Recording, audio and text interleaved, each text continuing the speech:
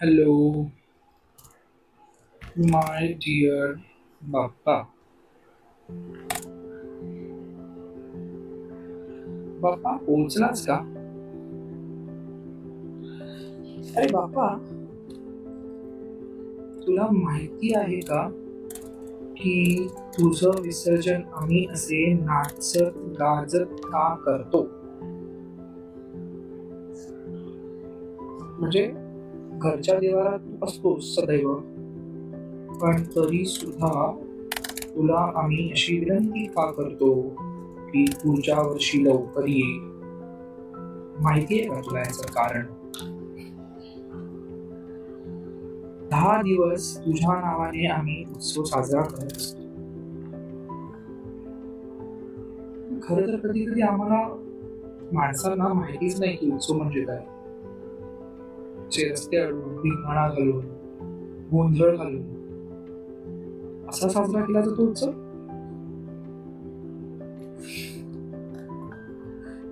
मी लहान असल्यापासून ते आतापर्यंत म्हणजे गेल्या 10-12 वर्ष अगोदर पर्यंत तुझ्या विसर्जनाला बेफाम नाचायचो, बोलाला रंगून जायचो.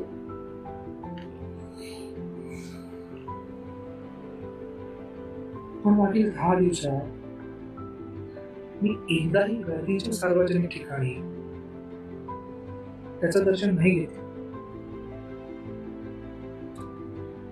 उलट मी ज्या ज्या मंडळात गेलो तिथे तू आरामात बसला होतास आणि प्रत्येक भाविकाला मन मोकळं वेळ देत होतास. खरंय बाप्पा, मला उत्सव हवा होता, तू हवा होतास.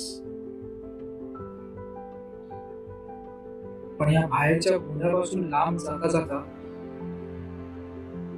तुझ्यापासूनच लांब गेलो नाही.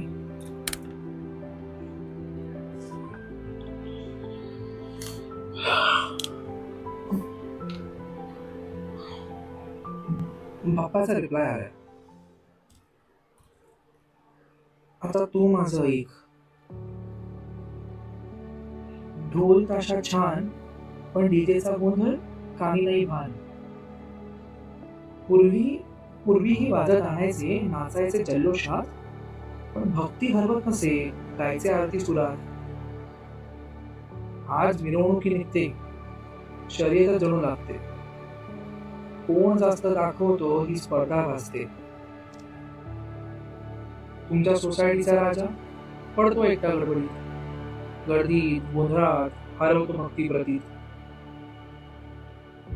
दर्शनाला आलेले लोक हात जोडायचे विसरतात, मोबाईल मध्ये फोटो फक्त कॅप्चर करत बसतात.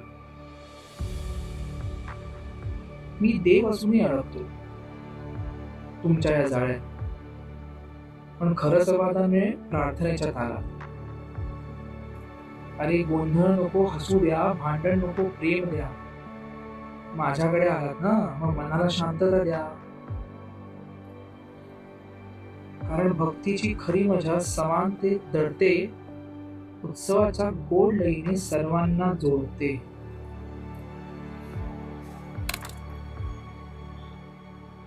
सॉरी बाप्पा, आमचं चुकलं. अरे मी थांबलो एक दिवस कारण तुम्हाला प्रश्न पडावे. उगाच ओहोटी भरती आणि तडाख्याची काढे काढू नका. उलट शांत बसा आणि विचार करा. मी कोणा एकाचा नाही, मी सर्वांचा आहे. तुम्ही मला वेठीस धरता, आज मी वेठीस धरले तुम्हाला काही तास.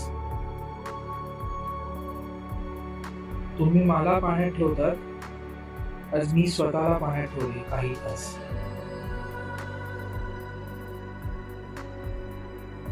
तुम्हाला जाग यावी म्हणून